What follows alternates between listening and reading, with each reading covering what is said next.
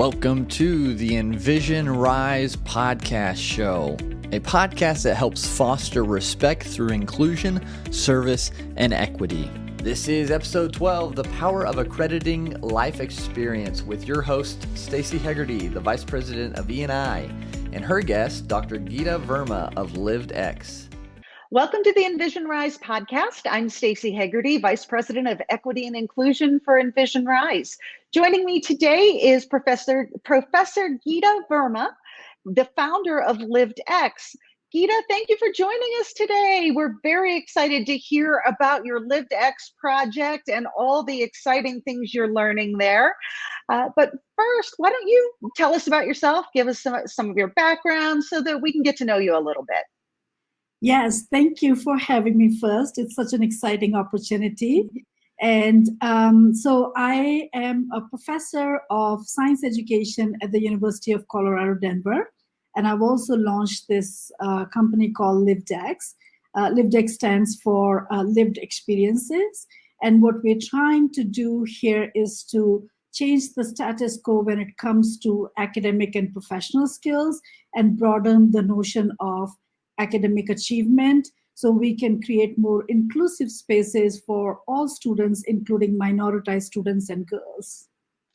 So when you're talking about academic achievement and expanding that definition, that to me sounds like a whole lot more than grades and GPAs and how well somebody tests. Is that fair to say?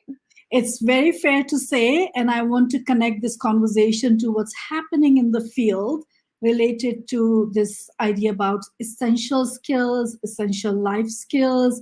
People use various terms. Some people prefer terms like essential life skills, which we use in academic literature, but you may also be familiar with soft skills, power skills, marketable skills, and so on and so forth. 21st century skills, we're 20 years into 21st century skills, but we continue to use that. So the idea here is that for students to succeed in their academic and professional work, there are foundational skills that they need to master and get better at. Simultaneously, we also need to look at the conversations about structural inequities and all of those things. These are parallel conversations. We can't put all the burden on students. However, we need to recognize that our students come from various backgrounds and they bring different skill sets. Academic and professional achievement measures one kind of skills, which is academic skills. It could be through GPA or, course grades and all of those things. But we want to, through LivedX, we want to go a little bit beyond that. And we want to say that essential life skills that our students demonstrate in their lived experiences, these skills provide growth opportunities in school, work, education, and I would say life in general. And we need to spend more time kind of understanding how we can provide these opportunities for students. When I worked in higher education during my first career, that came up a lot from employers and internship and externship sites, that students need to have better soft skills. And it was kind of a catch-all term that people used, and it was never particularly well defined. Ask one person, you'll get one definition. Ask another, you'll get another. So how are you defining these essential life skills for students, or the soft skills or the marketable skills? How are you defining it for LivedX? So you've captured it very well. It's challenging to describe, define, or capture, because there's a body of literature. So if you look at the Harvard EASL project, they are trying to map about 40 frameworks related to this topic and trying to understand what these frameworks do, how they talk to each other, what exactly do these skills mean, what is our shared meaning making around it, right? You go to different countries are doing their own version of it. And so if I look at the EASL work and all of those things, I'm reading all that body of literature, I'm saying, yeah, we want our students to have good collaboration skills, right? What does that really mean? And so when I was looking at the framework, I started to think about what would this look like for students? Like, how would they demonstrate? And not only how would they demonstrate by learning through a workshop or, a course, rather, how do they demonstrate in their lived experiences? Because if they demonstrate their skills in lived experiences and we can help them understand that you already have these skills, I think we would help them kind of conceptualize this learning space where they're not coming with a blank space where we have to teach them everything. They're coming to the table saying, oh, I have these skills and I can use this to do well academically and professionally. I think that's where the field is agreeing, saying, yes, we need to do this. We need to teach our students, whether you want to call it social emotional skills, CASEL, collaborative for academic, social emotional learning, or you look at ACTE, holistic framework, or you look at Colorado Department of Education. So Colorado Department of Education, so since I'm based in Colorado, I'm paying attention to that. They have come up with these categories, which they're calling communicator, community member, problem solver, empowered individual. An empowered individual would be somebody who has, let's say, self-awareness, right? Or resiliency, right? All of these social emotional skills. In communicator, what they've done is they've put digital literacy, data literacy, collaboration, working together, all of those skills together. So the point I'm trying to make it is like every institution, every state, every country is trying to package them because these skills also are very culturally, situationally oriented, right? They vary from country to country, society to society, culture to culture. But the main idea remains the same, that we want to value these skills, we want to bring them to the forefront before we actually start to talk about academic opportunities. Because in my work as a STEM education professor, I have done a lot of work, and we were bringing really exciting learning opportunity ideas to students through our NSF projects and so on and so forth. And what I was beginning to see that some students will engage and some won't engage. And so I started to dig deeper and said, yeah, this student needs this kind of foundational skills before they can engage. So we come to the table thinking everybody's at the same place, but they're not. And I think we need to dig a little bit deeper for all of our students. So then that brings up a couple of thoughts for me. One is the differentiated learning that needs to take place in the classroom, which I think is extremely taxing on especially K through 12 faculty who maybe have 35 students in the classroom. So that makes it a challenge. And then then there's the other piece of this, which is assessing and measuring. How do you go about measuring these kinds of skills? This is not something that you would generally say, sit down and take a test and we can tell you what your grade is in this area. So let's talk about that and how LivedX is helping to quantify these experiences a little bit so that students can talk to it and can share that with whether it's a potential college or a potential employer in the future. Wonderful question, actually. So I think this is a nice segue into what we are able to do or what we're trying to do in LivedX. So through LivedX, what we are trying to accomplish is to help students document their lived experiences, their life stories, their mini stories. And then we help them create a narrative around it. And we've created this framework called LivedX, which comes from the research, work. And then what we're trying to do is we're trying to tease out the embedded skills in these written narratives, right? And in order for us to do that, so I want to kind of make a clarification point that LivedX is an educative tool. It's not an evaluation tool. I have designed it very mindfully to stay. We tend to test everything and we don't need to do that, especially in this space, because if we start to do that, we will be back to where we are in our educational spaces, having our minoritized kids and, especially in STEM, for example, girls not being able to accomplish as well as the majority kids. So it's a educative tool. So students submit their experiences, their narratives. Then we start to tease out the embedded skills. We actually have now, we've done some inter-rater reliability work, and based on that, we've created a machine learning algorithm. So the machine learning algorithm is what is allowing us to scale this up, because it is a labor of love. So think about qualitative research. My colleagues will understand, you worked in academia, that is a labor of work. So we have been able to take that labor of work and translate into an automated process. We're able to do that. Now, in terms of the way we are doing it is, because students are documenting their lived experiences happening in various aspects of life, it doesn't add any burden to the teachers, right? So they don't have to do anything. The students come and use LivedX. We, quote unquote, help them create their profile, have them understand what those experiences mean.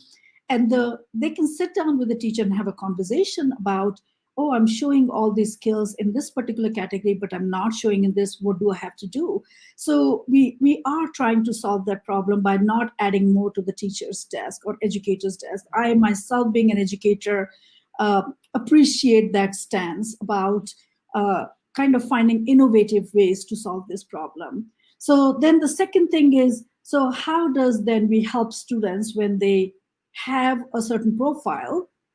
This is where our phase 2 work comes in, where we're going to have content guided by, these skill sets, all these 21st century skills or essential life skills.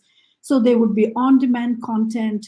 It'll be a content created by adult mentors. So we will have this mentorship piece, which could be a one-on-one mentoring, a group like a classroom situation, or on-demand kind of a thing, a combination of mentorship and content.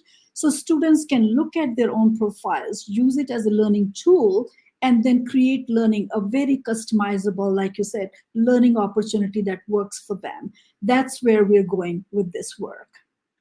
This is so interesting, because as you're describing this, it occurs to me that one of the soft skills or essential life skills that I think colleges and potential employers are interested in is, how self-aware are you? And this is really encouraging students at an early age to become much more self-aware of where they are proficient, where maybe they are not quite so proficient, and also be able to look at the things we aren't measuring in the classroom necessarily, and realize how much they actually have to bring to the table that may not be directly related to a standardized test score or their ACTs. How are you working with students to learn to recognize their own proficiency, and also to admit when they're not maybe where they need to be or want to be, and how to go about reaching out for that kind of assistance as well? Yes, so we are early on in the process, and we've done pilot testing with 2 schools. And based on the input we've received from students, so we've gotten both technology input saying how easy this tool is. And the feedback we're getting is it's very, very easy to use. It's, you don't have to navigate. We don't have to do an orientation per se. So we actually had our pilot students come and use it like cold, right? Like, here's the tool, register and use. So that, to me, that tells me that the students are able to navigate the tool itself. The other aspect of is like, okay, I've used the tool. What does it really mean for me? So we're trying to make sense of that in 2 different ways. One is that we are allowing students to stack their micro-credentials, because these are micro-credentials they receive in LivedX, to stack those micro-credentials and actually come to the University of Colorado Denver and earn a college credit in these categories. So because folks recognize what a college credit is, what value it holds, right? So LivedX has a partnership with the University of Colorado Denver, and students can do that.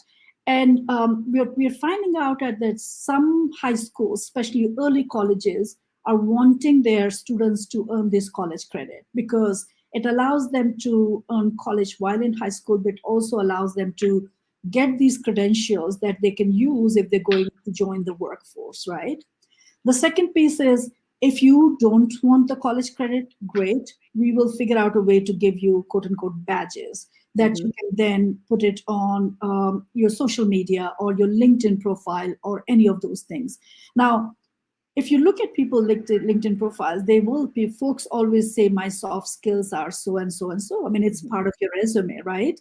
What we're trying to do is basically a data-driven kind of information related to your essential life skills that we are validating that, yes, if you have this badge or if you have these skills, then we can make a claim that, yes, you actually have demonstrated, and you've not demonstrated through a course and an assignment, you've demonstrated through your lived experiences. That means you've actually done and demonstrated these skills in real life. And it could be in work, it could be anywhere else, which is a more robust, holistic way of looking at a person rather than, because I teach courses, we do assignments, we finish the assignments, we get a grade, and yes, we absolutely learn something. But to say that I'm a great communicator by doing a workshop and then doing an assignment is different than saying I've demonstrated effective communication skills in my life. I think that is the value that LivedX brings to the table. So let's dig a little deeper into the example of communication skills. So let's pretend I'm a student, I log into LivedX, and I want to demonstrate my proficiency with communicating. How would LivedX help me do that? What would I be doing in order to prove that? Right. So the LivedX platform basically allows you to engage in this reflective process, which you were mentioning earlier. Early on, if we start to reflect, then I think we become self-aware, which is one of the skill sets that Colorado Department of Education is calling Empower Individual. So the way we are doing it is that we have created these prompts in the system where you choose a drop down. So you could say, if you're demonstrating communication is different criteria: written communication, oral communication, conflict resolution, right? All of these categories. So, and those are all embedded in the framework. Then we will help you kind of think about these. We prompt you, and then we give you these prompts like, tell us a brief story of what happened, because LivedX is all about life stories. And then what did you do? What would you do differently? And so on and so forth. So it's a sequence of prompts that you respond to. So while you're documenting your lived experience, you're reflecting as well. And you're reflecting in a very future forward way, saying, oh yeah, I did it, I did well or not. But moving forward, I would do it this way. Or I would say, no, this was a great, successful experience for me. And I wouldn't do anything different. And then you document that, and that becomes the narrative, and that's what quote unquote gets coded as using the LivedX framework. So you start to then build your profile in your communication category, and then it goes on from that category to, we have about 7 big categories, and then within 7 big categories we have about 30 additional categories, which is what allows us to give this broad spectrum of credentials, because life is nuanced, life is complex. It's challenging to capture life, but if we can, then we are very proximal to what that person really represents, rather than an exam or a paper or a grade. You mentioned how complex life is, and the last year or more has certainly taught us that. And I know COVID has slowed everything down, including your LivedX project. Can you give us an idea of what are the early results showing? I know you're early on and got slowed down a little bit, but what are you seeing so far? So yes, everything was put on hold in spring of 2020. But fortunately, the two school districts we were partnering with came back in fall, and we continued. So we didn't have that much of a break, which is fabulous, which also gives me a great deal of comfort and validation of the idea, saying, okay, folks are really interested in doing this. So we continued our pilot, and based on our early data, what we are finding out, so a couple of things. What we are finding out is that our minoritized students, their overall credentials are more than our, white students or students, mainstream students, which is great because they can then stack those micro credentials and earn college credit. But if you start to dig deeper, then we start to see some discrepancies. For example, our students of color do not receive a lot of micro credentials in communication and collaboration based on the data we've received so far, and which begs the question: why is that these students are not documenting experiences that capture collaboration and communication skills? Because if they don't have the experiences, then they don't write about it, and then they don't receive the micro credentials. Girls, it's the same situation. Overall, they earn more credentials than boys, but if you start digging deeper, they earn credentials in certain categories more than others, which, if we think about, it makes sense. So then we start to look at aggregated data, and then we start to disaggregate data, and we can start to see this kind of pattern emerge in terms of we need to do more collaborative teaching or experiences of collaboration and communication in our K through 12 and maybe university settings. So I think that's what we're finding out. And that's exciting to me, because I can go back to the school districts and the universities we work with saying, listen, this is the data we are getting. So we are prompting your students, but they're choosing not to use these categories. So there's something going on here. If you want these students to succeed in the workforce or in college admissions or any of those things, that's something you need to look at. That's some very interesting early evidence. I can't wait to hear what comes next from this. What is next for LivedX? What's the next step in this, and what do you see coming up down the road? Yes, so in spring of 2021, I started reaching out to more schools and institutions, and excited to share that we have a lot of institutions coming on board. So that's very, very exciting. A little nerve-wracking as well, because we're going to be working with like thousands of students, if not more than that. But at this stage, I think that's very exciting. Good. So in terms of traction, it's moving right along. We are also beginning to build this feature of the content and the mentor feature, because that's the phase 2 that I talked about earlier. And we are kind of talking to a few other groups that are also in edtech space and see if we can have some partnerships going on, because that is a feature that I would want to launch early next year. So that's the tech piece of it. What I envision for LivedX is it becomes an educative tool for educational settings, for even workforce, employers, using this to help their employees reflect on who I am and what my skill sets are, beyond my degrees, beyond my academic credentials. So I can then find learning opportunities that help me move and grow in my professional and personal spaces.